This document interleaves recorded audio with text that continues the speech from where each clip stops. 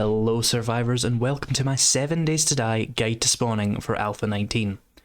Life has 3 constants: death, taxes and 7 Days to Die players spreading misinformation. So I'm here to end all the rumours and all the anecdotal evidence and finally, definitively explain how to stop zombies from spawning in single player, that is important, single player, in 7 Days to Die Alpha 19. There are 2 schools of thought on this mechanic, with many people believing that a bedroll is the only way to stop zombie spawns, with the other school believing that the land claim block is the only way to block spawns. This video will finally put the debate to rest. So before we begin, here's the testing process. I picked a small POI, in this case the strip club, in the forest biome on Navisgain. The 2 blocks in question, the bedroll and the land claim block, in pursuit of 2 questions. Does it block spawns, and also, does it stop loot respawn? Some information on this topic has been taken from the wiki because for once it had useful information for me. I also performed this test 3 times, so it should be accurate. But with that, let's get into the testing. So here we are at the strip club, and the first thing I did was run through it and kill all the zombies in the POI.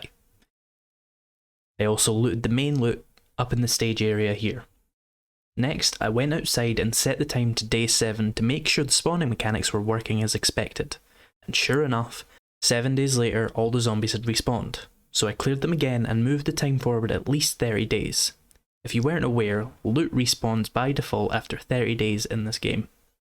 As expected, all the loot had respawned.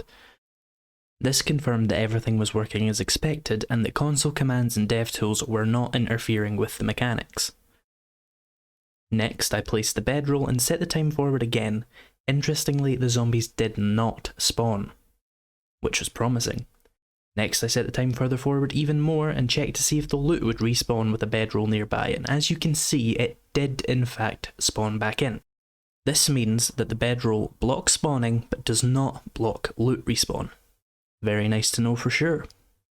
Next, I deleted the bedroll and put time forward to see if zombies would respawn. And to my delight, they did start spawning back in.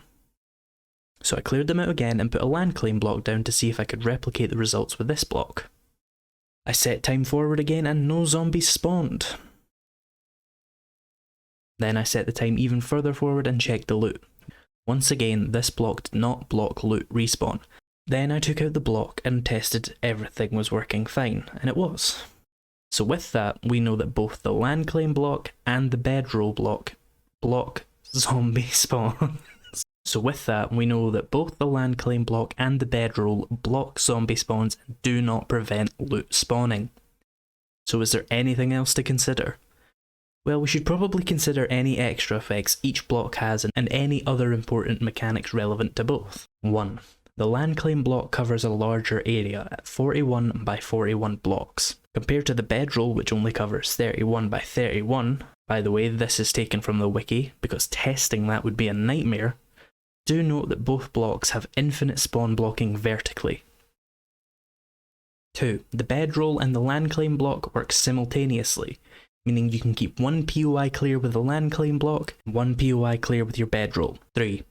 Only the latest bedroll and land claim blocks are considered active, meaning you can only have one of each active at any time. Any land claim blocks or bedrolls you have placed before your latest ones will only become active if the newest one is destroyed or removed. The land claim block allows you to pick up your crafting stations. Just hold your activate key or button and you'll see a context menu appear. The bedroll will, however, allow you to respawn on or near it.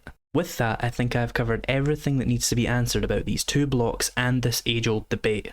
But if you have any questions you think I missed, or any other things you want me to look into, then leave a comment down below.